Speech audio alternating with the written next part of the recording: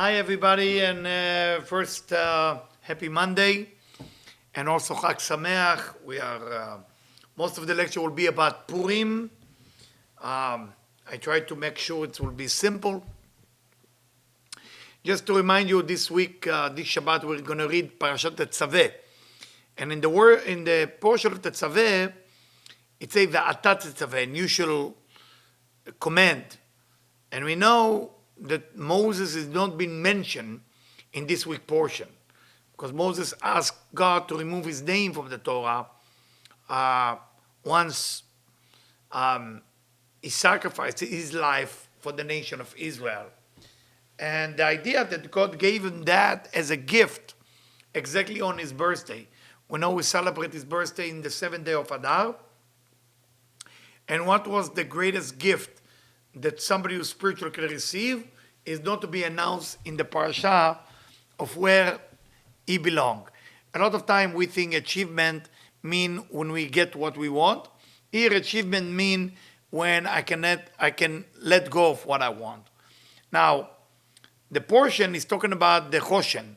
The Choshen was almost like a 12th type of beautiful stone on the breast of the high priest, breastlet, it's called. Breastplate. And the breastplate called Choshen was to protect against the Nachash, the same letter, Choshen, Nachash. But why on the heart? I mean, what was the reason? You know, when you look for the word happiness, a real happiness, the true happiness, you find it in the Torah maybe one time. And when do you find it? When Moses negotiated with God how not to be a leader. God tried to convince Moses that he is the right leader for the Israelite, and Moses tried to negotiate with God that he is the wrong leader. And he said, listen, I'm not a public speaker, I have this issue, another issue, and for that reason, I cannot be a leader. And God keep telling him, you are the leader. Then Moses come up with that idea, I'm the younger brother, I have an older sister and an older brother, and my older brother is the leader of the Israelite in Egypt. His name is Aaron, the high priest. Why would I be the leader if my brother, who's 83 years old, I'm 80, and he's already the leader? I don't want to create issue with my brother. And the beauty of what God is telling him about his brother Aaron, and he said to him, I love that verse, it could be the most powerful 3 words in the Torah. V'ra'acha v'samach belibo. He will see you, and he will be happy from the bottom of his heart. Why is God saying that to Moses, he will be happy from the bottom of the heart? Because there is all kind of happiness, my friend. There is a nice smile, there's people who are making their teeth perfect, they're whitening the teeth, they're cleaning the teeth, look perfect, they're smiling, big smile. Plastic surgery can give you the big smile. What's happening in the heart? What's truly happening internally? What's going on? Not a lot of people can say that they are happy for another person or for a brother or for a sister. Usually there is something called jealousy that interfere. And when it's come to Aaron, a Kohen, most beautiful soul ever God sent us to this world, Aaron, the high priest, was not jealous. He was happy. If that's what the Creator wants, that my brother, my younger brother, to be the leader, that's the best thing that can be. Because the Creator knows what he's doing. And that's the simcha, that's the happiness that Aaron has. And because of that, he was the only one wearing the breastplate on his heart to show the truth that, by the way, when people want to know what to do and they have confusion about business, about life, about relationship, about soulmate, they go to Aaron HaKohen. And then the breastplate will talk. You know, it will go on and off like the light of the diamond and the emerald. And then they would know where to go. Why Aaron? Because Aaron had no agenda. There is no agenda with Aaron. Aaron love, just love. And the beauty is about this week portion, Ve'ata Tetzaveh, it maybe doesn't mention the name of Moshe, but it definitely mentions all the work of the Kohanim, of the priest. And that's why, you know, I don't want to talk just about Purim. That's why I said I will give like 2 or 3 minutes or 5 about the portion because you have to give something that you do all the time. And from this point on, we're going to jump into what we call Megillat Esther and Purim. We know that this Thursday night is the holiday of Purim. It's written that the holiday of Purim will be the only holidays that will last in our universe. After the Messiah will come, after the old chaos will be over, it will be one holiday and one holiday over only. Holidays of Purim. For that reason, we need to fully understand why. What's so special about this holiday? On the surface, the holidays seem like no big deal. I mean, with the COVID, of course, we're reading the Megillah outside, and we cannot party a lot, we cannot do a lot of things. But the bottom line, you read the Megillah. Megillah is a scroll. And then you have a dinner, a motzi, you do a motzi. And then you drink. What do you drink? Alcohol. Now that will last forever. That's it. That's Mashiach. That's the Mashiach we're all waiting for. That's it. That's it. We need to know why. We need to know why this holiday is so important. And what is the scroll that we are reading it, and the name of God is not even mentioned inside. All the 24 books of the Bible has the name of God in it. There is one book with no name of God. At least you cannot see it. It's mystically there. We know that in Purim, basically what's going on. What is Purim exactly? As Rabbi Isaac Luria explained to us, and I'm going to read it to you. We're going to work on that together. Okay? On Purim, just to give you the story first, and then we're going to go deep into the deep Kabbalistic meaning, and hopefully we all can understand it. Story on a superficial level. Temple, first temple being destroyed. Everybody going to exile in Babylonian and into Persia. At that time, it didn't call Iran. It was Persia. The reason they call it Persia, because Persia comes to it Paras. Paras means to spread out. Spread out. Why? Because they were controlling 127 countries. So it was a large empire, the Persian Empire. And basically after the Israelite, the Jewish, whatever you want to call it, left Israel for being in exile, they start finding that Persia was a good place to live. Life was good, money was good, food was good, drink was good, women were good, men were good. And they start slowly forgetting about the mission of maybe they need to go back to Israel and build the temple again. They start forgetting about that because it wasn't a need for that. When you feel fulfilled, the danger of feeling fulfilled, you no longer have a desire for more. But if you feel fulfilled, you feel happy. So it's a catch-22. If you're capable of being fulfilled and still want, you're doing well. So they went there and they start to enjoy some feast and dinner. We don't know if all the food were okay there. We don't know if everything was right spiritually. But they went there and they enjoy. And of course, after they enjoy and having fun, Haman, the leader of under the king of Persia at that time, the king of Persia at that time name is Achashverosh, wasn't supposed to be a king. Somehow he got the kingdom. And he was married to Vashti, that's his wife. And he liked to have party and like money. That's what the king liked. One of his advisors is Haman. Haman's mission was one thing. How can I prevent the temple, the second temple, from being built?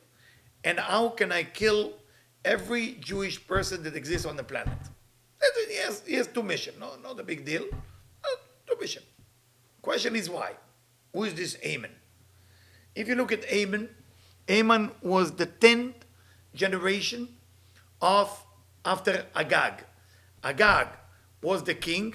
I don't know if you remember when God sent King Saul, the first king of Israel, and he said to him, I want you to kill the Amalek nation. Why Amalek nation need to be killed? I mean, what have they done? Basically, it was a nation that go to war with everybody who believe in spirituality and kill and rape everybody who believe in spirituality. And for that reason, the Jewish left Egypt from being slave, and they're going on the way to Canaan, to Israel. And they say they're very vulnerable. Let's take advantage of them and start killing them and make sure we confuse them about their spirituality. And it's no longer a war against people, it's a war against the divine. So Amalek, yes, it's a nation we have to get rid of, but in the same time, it's a concept, because Amalek also means doubts. Amalek also means bitterness. So we're getting rid of the bitterness from our life. That's the Amalek. So King Saul didn't accomplish the job. And for that reason, the generation after came Ammon.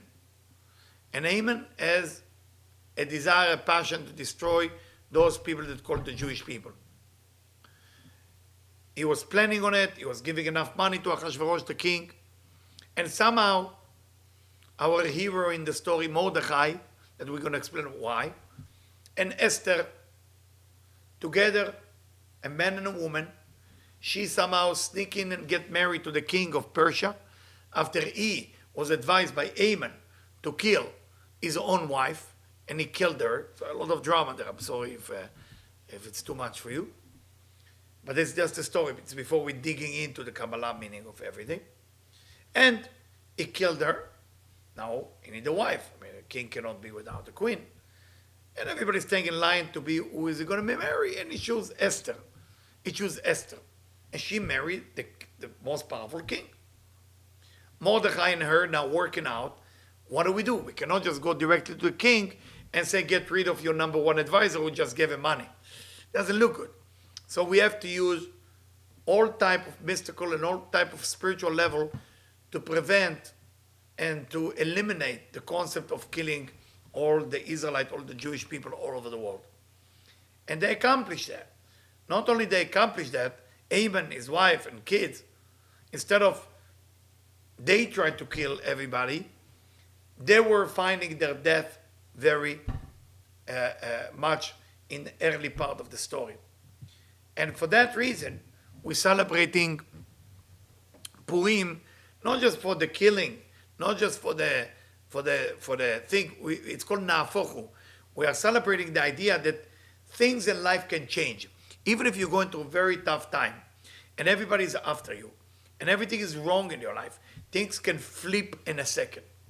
And that's the beauty of the story. And that's what this story represents. So keep it in mind that in Purim, Thursday night, hopefully we can make it online live for all of you. And I'll try to make it not long, because sometimes I like to stop for some kavanah, some meditation. So the idea is that you gotta get into place when you go into Purim. You have to be enthusiastic about the idea. What is in my life not working? And I need immediate miracle, and I need it now. And on top of it, to tell you that on Thursday morning, there is a fast. What is this fast? We're fasting from morning till night. Why? We call it the fast of Esther. Before Esther and Mordechai changed the decree, they say we have to eliminate the desire of the body. How do you eliminate the desire of the body? We don't eat, we don't drink.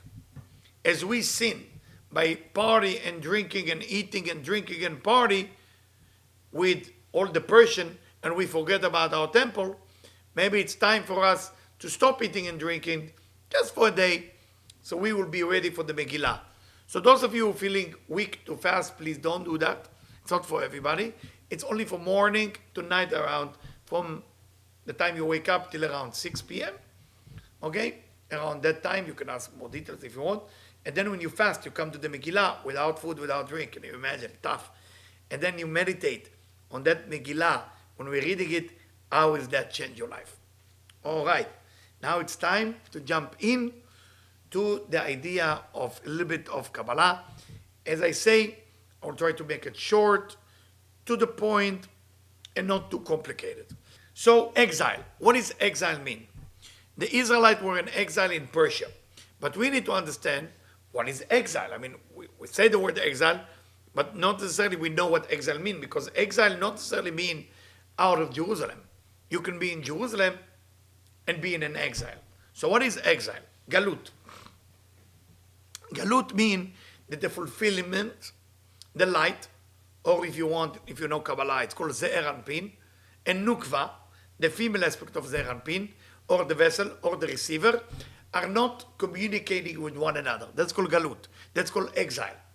They are back to back. They are not face to face. They are achor be'achor. And when they were in Persia, that was the time that everything was back to back. For that reason, Haman saw the opportunity. And if you remember, and you should read the Megillah in English as well, and I think we're sending it to you digitally, all of you are going to have it.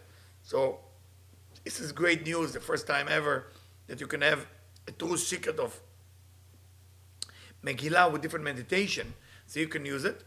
So because they were back to back, Haman said, wow, this is the time I take advantage of them and kill all of them. His purpose was never to let everything go face to face. What is face to face mean? Clarity, knowledge, connection. That's face to face. When it's back to back, that's called exile, miscommunication, sadness, anxiety, panic. No connection between the fulfillment and the desire. And for that reason, if you look at the beginning of the conversation between the king, Ahasuerus, to Haman, the evil advisor, the words he uses is very weird. He says, Yeshno.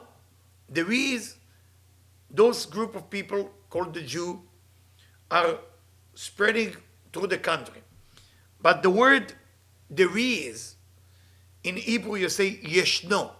There is Yeshno. Yeshno, tell us Rabbi Chaim Vital in the Ari HaKadosh, Yashen Avav Shelahem. Those of you who know the name of God is built from Yud, then A, then Vav, then A. So he said to Ahasuerus, the Vav is sleeping. What is the Vav? The Vav is Ze'er Anpin, is what nourishing the light into Malchut, into the Nukva, into the female. So now, if that's sleep, say Aman, we can take advantage that the Malchut will never get the light, and then we will control the world, and the world will be under the control of evil for the rest of the world existence, God forbid. But thank God, miracle happened. We make it. We made it. So that's why the beginning of Haman was to say Yeshno. The Vav is sleeping, let's take advantage of them. And if you remember, in the middle of the Megillah, the change happened. The change happened when it said that Ahasuerus couldn't sleep. And when he couldn't sleep, he called his servant and he said, why don't you bring the memory book? I want to see who are the people who did to me a favor and I never paid them back. And we know in the middle of the Megillah, Mordechai is actually saving the king Ahasuerus from death because two advisors tried to kill him, to poison the king. But nobody ever paid back to Mordechai. Now, of course, there is code there. What is the code? It's a Balayla Una Dadash Nata Melech. At that night, the king couldn't sleep. It doesn't say Ahasuerus couldn't sleep. What does he say? The king. Who is the king we're talking about? God. So when Aman say, Yeshno, there is, that's when the Vav is sleep, that's Ze'er Anpin. When the Megillah said, king, we talk about God. When the Megillah said Ahasuerus, or King Ahasuerus, we talk about the king of Persia. So it's a code. It's all Megillah. For that reason, it's called Megillat Esther. Megillah of Esther. The scroll of Esther. But it also means, Megillah means revealment, of Esther means concealment. Now, how exactly it works and what is the real miracle that taking place? Well, there is something in Kabbalah, you don't have to memorize it, but it's good to know that that called Yesod the Abba, the Yesod of the Father, or Yesod of Chokhmah if you want to call it, but it's not exactly the same. Now we know that Yesod is how you spread out the energy, the light of redemption, the light that remove all negativity. It has a name, Yesod the Abba.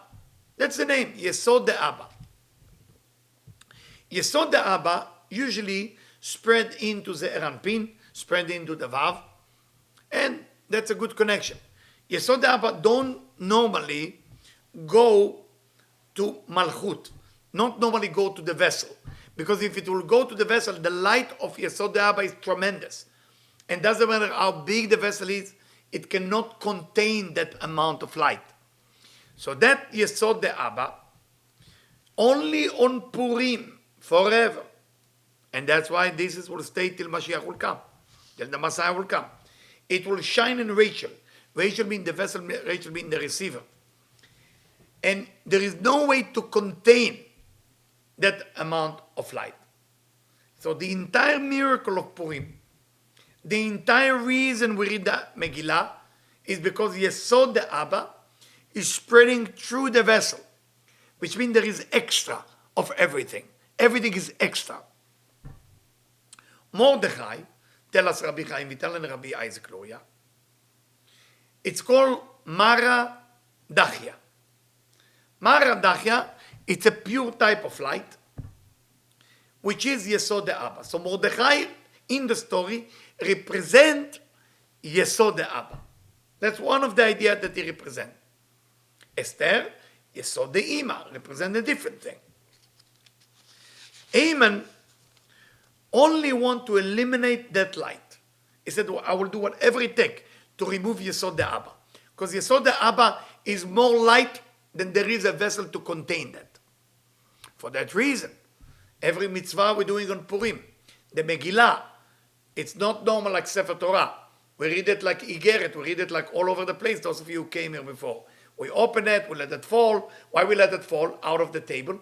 Because it's Yesod the Abba. It's spread more than the vessel can contain. It's not like a Torah that is contained within the Etz HaChaim, within those wood thing, so it cannot go out. No, this is going everywhere.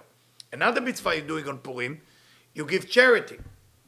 The Masechet Megillah, in the Talmud of Megillah, it say, when you give charity on Purim, or on the day before, starting even this now, when you give charity, you have to be aware that your charity you give this week is not just for people who seem good or perfect. We give charity to everyone who asks, or for everybody we want to give to, if we want to give. But it should be giving. Why? Because that's the way you spread out something called Yesod the Abba, or Maradachia, or Mordechai. So in this time, you go in the street, you see somebody with issues, and you're judging them, and they say, I want $5. Reach out. If you have, give. Don't worry about them. Doing the year is different. You cannot give to everyone. If the person is not pure or clean, don't give. But if you find a person, anybody who wants charity in this time, you run after them and say, please take my $5. Please take my $10. It's important, my friend. Please be aware. You remember that, because it's a game changer. Okay? It's a very, very important to understand. There is another mitzvah doing Purim. Mishloach manot ish lereu. Sending packet with food to your friend, to your community, to your street, to your neighborhood. What is that? Also, the extension of the light of Yesod the Abba. Can you imagine? When you make the plate, you have to feel it. You put 3 items, Yesod the Abba. I'm making Yesod the Abba going everywhere. So when you give the charity, when you read the Megillah, when you are giving Mishloach Manot to different people, that Yesod the Abba, that light that go out of the vessel spread out. And that makes the universe a better place to be. Then we have something called Matanot LaEvyonim. Gift to the poor. Gift to the poor. When you either give it as charity, organized charity, we have it here, we have like a little box, so you will be able to do it here. Or you give it a gift for the poor. What's the reason for that? Very good, the same. spreading the light of Yesod Abba, spreading the light of Maradachia. So the entire night and the entire day, the day after, is all about taking this light and spread it out. Those of you who have to work on Friday, if you're a surgeon, go to work. If you're a banker, do not go to work. If you're a lawyer, do not go to work. If you're a tailor, do not go to work. If you're a rabbi, do not go to work. Any job, by emergency job, forbidden to work on that day, because that Yesod and Abba of that day, like Friday morning, is define the amount of money you're going to have, it's define the amount of happiness you're going to have, it's define everything you're going to have. Cancel your meeting. Cancel everything. Because that Yesod Abba happens once a year for 24 hours. It doesn't come back. Neither Passover has it, neither Shabbat has it. Nobody has this type of light. And it's condensed. It's condensed. Now, the question you should ask, if that happened on Purim, why is it last? It's a great question. Why is it last? Rabbi Isaac Lurie asked that question. This light is tremendous light. It never happened before and never will happen. But why every Purim we are experiencing the same light again? That, my friend, is a gift of the Creator. The divine decided to give us a gift. We revealed it thousands of years ago, but the Creator said that Ahara lo yasu, it will never be removed. Will never be removed in that day, which is the 14 days of the month of Adar, the month of Pisces. Tremendous light will never go away. So once you see 3 stars in the sky on Thursday, till you see 3 stars in the sky on Friday, you have 24, 25 hours. In that moment, Yesod Abba is shining. Anything you want, anything you can imagine, it's there. But remember, there is still more technique. I just give you the idea, the concept. I didn't tell you how we eat, how we get drunk, what do we do. There is a lot of secret, okay? So the miracle that this is lasts forever. As we say, כאשר כתוב לא יסוף מזרעם. Because usually, I wrote in my note, כלומר בדרך כלל ההערה של יסוד של אבא ברחל זה הערה לשעתה. This is just energy that lasts for a minute. But the Creator has mercy on us, and it will be forever. Good. Now we're coming to the evening. What's happening in the evening after you fast, and you're coming to the evening? You have the reading of the Megillah. You have the reading of the Megillah. Hopefully my voice would be nice to me, and I will read it for you, and I will stop here and there with secret meditation. You're going to have it too, by the way, this year. Thank God. It's the first year you're all going to have Megillah with the code and combination, and I'm very, very excited about it. When you read the Megillah, at that time, you got to do something called Machatzit shekel. Some people do it before, some people do it at night, some people do it in a day. You know, try to do it, okay? Try to do it. Machatzit shekel this year is $9. Every year it changes based on the meal for one person. That's how they decide, the rabbis in Israel decide how much is it. So it's $9 this year. You can give more if you want, not a problem, but you cannot give less than $9. It has to be $9 exactly. And you take the 3 coin, and this meditation exists within our new Megillah that we're going to send it to you. And you elevate those 3 coin, and you give this $9 away. And by that, you connect to Chaim. You connect to life on the day of Purim. That's one thing. Then we read there. You're going to have boxes. You give a charity for gift for the poor. You give machatzit shekel. This I already say, because the word machatzit, if you look at the word machatzit, half a shekel, you see that the first letter is mem, the last letter is taf, met, dead. The second letter from the right is chet. The second letter from the left is yud, chai. So one say death, one say chai. In the middle there is one letter because the word has 5 letters. It's tzaddik. Tzaddik comes from the word tzedakah. And tzedakah is make a decision that you're going to be after life and not, God forbid, connect to death. After we finish reading the Megillah, that will be a wise to give charity in the box, to help the poor, to do different things. That's great. But then we're coming to another thing. It's achila v'shtiya. Eating and drinking. Why we need to do these 2 actions? Excellent, you got it right. because you have something called Yesod the Abba, the Yesod the Ima. Esther was Yesod the Ima, and Mordechai was Yesod the Abba. Now, you're supposed to eat less than you drink. The drink has to have more, so don't eat that much. I'm sorry, I know you'll be hungry, but I think this year, Debbie's, because of the COVID, we order for you, each one of you going to have hamburger, vegan or hamburger with meat. So you're going to have a bag, you're going to have fresh fries and hamburger. I'm sorry, guys. Usually we do it more fancy, but it is whatever it is. I'm going to give you a nice bag. You're going to enjoy, and you're going to wash and do a Sudat mitzvah. It's a very important Sudah, by the way, to do. And when you wash your hand, you do that, you meditate that when you eat, you have to meditate that is Achal Yud Kei. Yud Kei, Yud, and Hey, Achal, 8. Yud is Chokhmah, and A is Binah.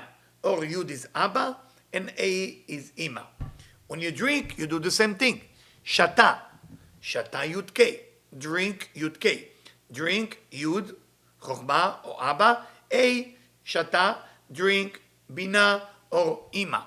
So now you got the drinking and the eating. What do you drink? The tradition is to drink wine. I mean, red wine if you have. Yes, should be kosher. Doesn't have to be made in Israel. Can be usually on Shabbat. Those of you who know me, I use only made in Israel. Yeah, wine. And on Pesach, on Passover. I don't like to use different wine. But on Purim, you can have any red wine that you have. And when you drink the wine, I don't want to blow your mind. There is all gematria, there is all secret there. Just try to think that if you take the word Yud K, which is Yud Vav Dalet, A and Yud, okay? And again, Yud Vav Dalet, A and Yud, you get 70. And when you get 70, it's the same numerical value of the word wine. Now, why are we drinking wine? Because when the Israelites were tempted to be part of all the party in Persia, they were drinking. So this is a memory. Now I'm not drinking like stupid. I'm drinking with the right meditation to tap into this Yesod the Abba that come, and I'm going to drink. And of course, I know most of you know that the Gemara, the Talmud, in the section of Megillah, say Chova, must person, levesumeh, to get drunk on Purim. But Rabbi Chaim Vital write, what's the level of getting drunk and why are you getting drunk?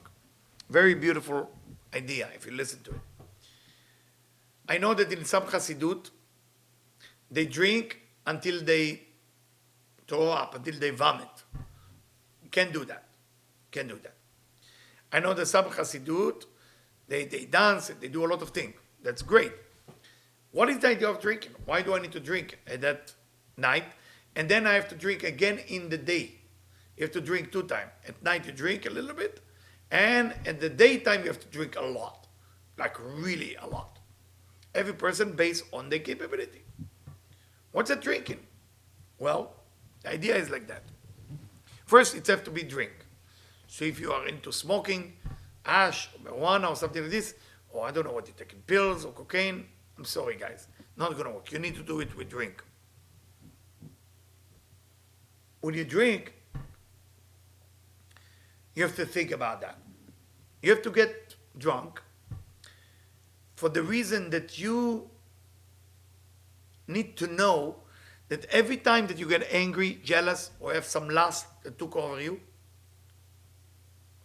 part of your soul is being taken away from you without even you know it happened.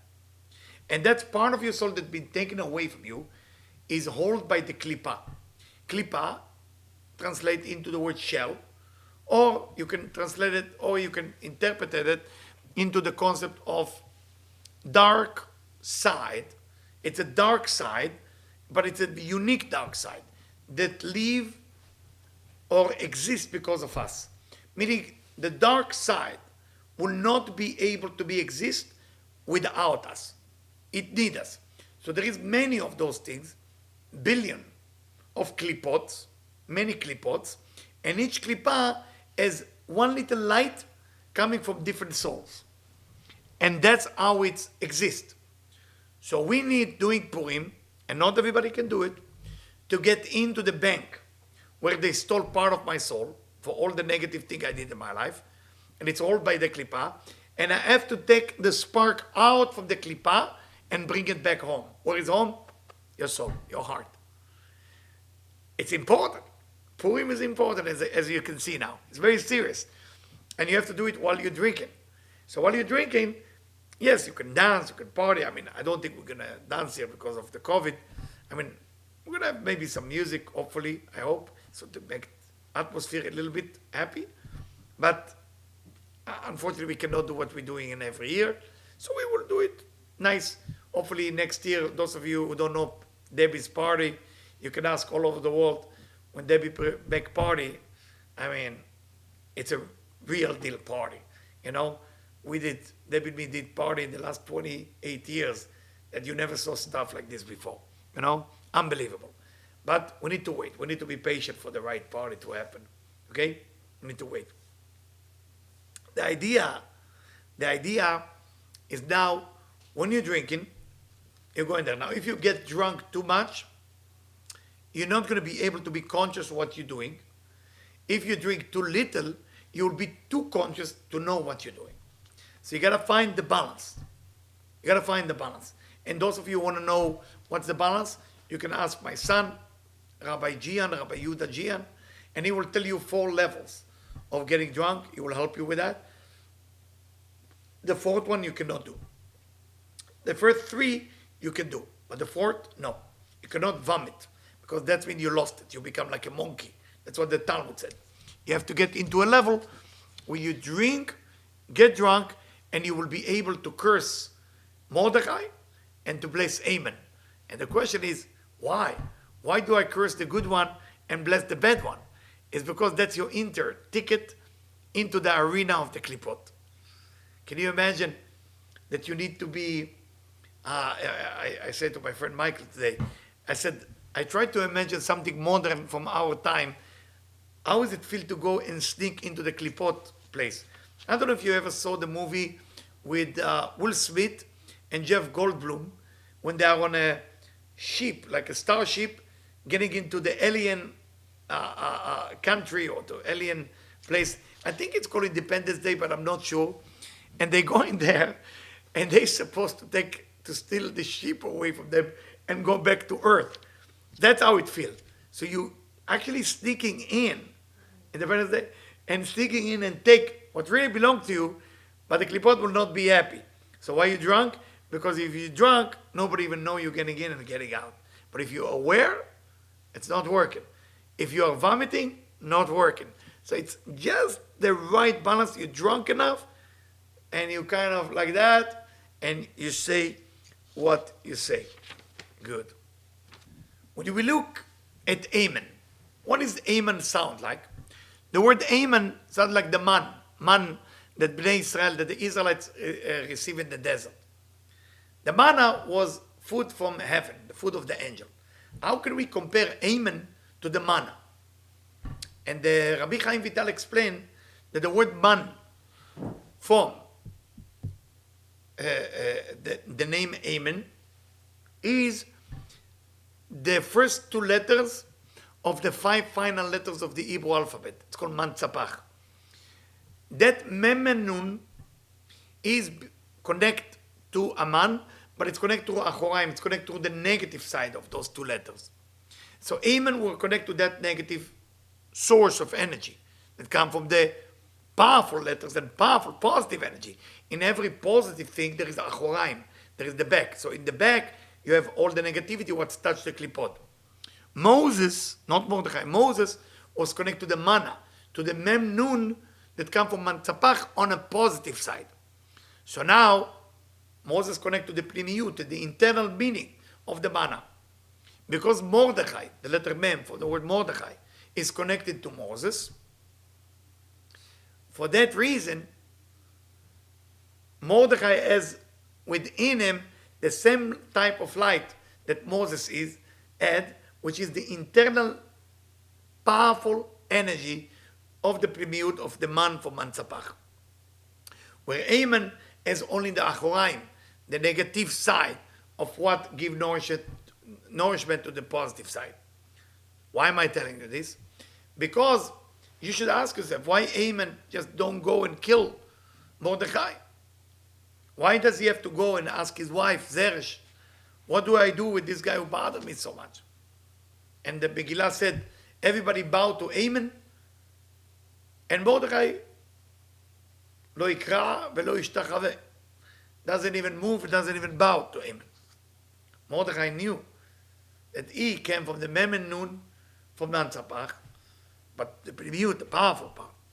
And Haman, from the word man, come from the Mem and Nun of the dark side of the two letters.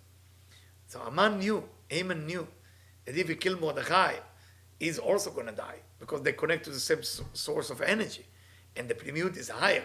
So he's receiving in a way, as much as it's making you upset, for Mordechai. And for that reason, he couldn't. He couldn't touch Bridech. He couldn't touch Mordechai for that reason. So it's tremendous avana, tremendous understanding of understanding what actually we're reading. Now, it will be 5 sections in the Megillah. Those 5 sections corresponding to the 5 Sefirot. It's 10, but you can say it's 5. Keter, Chokhmah, Binah, Zeir Anpin, and Malchut. And those 5 sections is the 5 sections that we read together. We read it together. There is another little thing, you don't have to memorize it. It says with Esther become the queen of Persia, she ruled under the 27 countries. And it says about Sarah that she died when she was under the 27. What is the code? The code that truly Sarah helped Esther a lot. She helped Esther in such a way that it will be enough power for Esther, even if she fasts, because she didn't fast for 1 day, she fasted for 3 days. Can you imagine the smell of her mouth? Can you imagine how she looked after 3 days of fasting? Terrible. And at that time, she's coming to the king, which is, you know now what's the king mean? God, to ask mercy on her people. And she told everybody has to fast. Everybody has to fast. That's why we're fasting in Tanit Esther. But we're not fasting Tanit Esther, just because we want to be part of something so great as what Esther did. Now, so going back to the Megillah called Megillat Esther, revealment of the concerning. Now you know why. What I share with you, there is so many secrets within the Megillah that we shock. We should be shocked about it. Now, if you remember, Haman is now, when he see everybody bow to him, he see only Mordechai doesn't bow to him. And the verse that he used, and all this worth nothing to me, that I see Mordechai doesn't bow to me. All this not worth it for me, and you're going to see the new Megillah that we send you, as the Yud Ke Vav Ke, as the name of God, backward. Meaning Haman tried to destroy the world in a way it will be no spirituality. And if you see Esther, what she does, she say, I would like to invite the king and Haman to a drink in the palace. If you take those Hebrew letters, you're going to see that you find the name of God, the Tetzaveh, Yud Ke Vav Ke. Meaning that Esther has the capability to change chaos into order. And that's what we're doing in the Megillah. When you read the Megillah, you're changing chaos into order. When you read the Megillah, you change your life. When you celebrate Purim and stop thinking about work, take a day off. We're all allowed to take a day off. Work on Sunday. The miracle. Oh my God. Dramatic miracle. Dramatic miracle. Now, I want to go back to the one concept and then I'll let you go. Happiness. The roots of happiness. It say that the way that we're supposed to celebrate on Purim, ad lo yada, until I have no idea what's going on. What is ad lo yada? Lemala midadat, Ravash Lagrai, a human being has to reach a level of something called emunah lemala min hadat, a faith, a certainty above of what the human being can understand.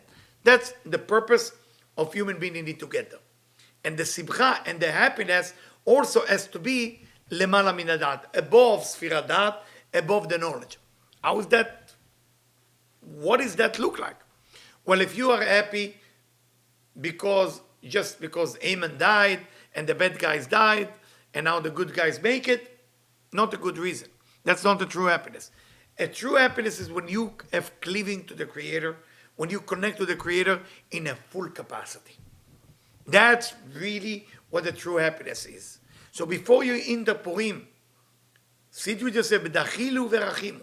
You don't have to smile to everybody. Just sit for 5 minutes and meditate and say, I want to be connected to the true happiness. Because whatever happiness you connect in Purim, that bank of happiness lasts for the whole year. So make sure you smile, make sure you're happy, make sure you are in simcha, and make sure you are capable to connect to that tremendous amount of energy. I'm trying to see if I missed something. I think I gave them everything. I'm sorry if some of the concepts are new to you. But if you listen to it 1 or 2 times, you're going to find out it's not too complicated. And I'm very happy Purim is coming. And I'm very happy to see you. And I will try to do the best I can with the small space that we have in the backyard to make sure that all of you will be happy and all of you will have sandwich. If you know that somebody is coming and we didn't know, I hope Debbie will order extra food and extra sandwiches. Debbie is just panicking about the amount of people who will be there. We want to give service. We want to give you whatever that can help your soul, whatever that can help your body. And we want you to be happy for the rest of the year. And trust me, these 24 hours, you should count on that. Because whatever you're going to do at that night should be 30%. Whatever you do in the day after, in the morning, that's more.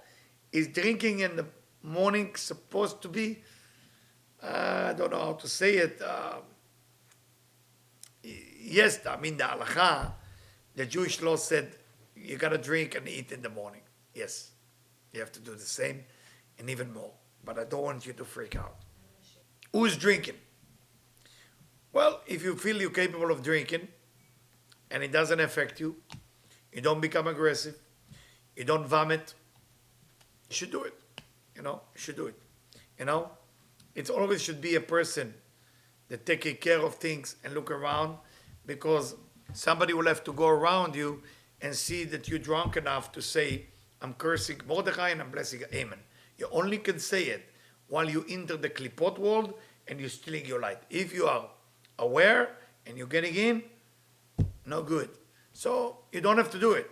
You just have to wait when you're on top to that level of consciousness. By the way, not everybody drink. If you look at Rabbi Naftali Merovshitz, he just did Sha'akol Niya B'dvaro. He drank L'chaim, and that's it. He didn't drink a lot. Okay? I normally don't drink a lot because I usually fall asleep. So I don't want to fall asleep on you. I want to do the meditation with you. So, Rabbi Chaim Vital, the Ari HaKadosh, write, do not drink too much to become silly. That's what he write. Drink with the right meditation of the meditation I gave you. And I'm sure in the time of Esther, I'm going to be here to help you with that. And I want to open my soul to you. Those of you who are going to be here Friday afternoon, we're going to do L'chaim just before Shabbat. And then everybody can come and ask me for things that they need for the year, a blessing. And as a teacher or a rabbi, whatever you want to call me, I will be there for you to listen to your issue, have a L'chaim with you. And from that point on, hopefully the problem will not be there. Okay? Ladies and gentlemen, thank you so much for joining me tonight. Have a Chag Sameach, and please listen to it again. I try to put all the intense secret into a very simple way of understanding. Thank you, and all the best.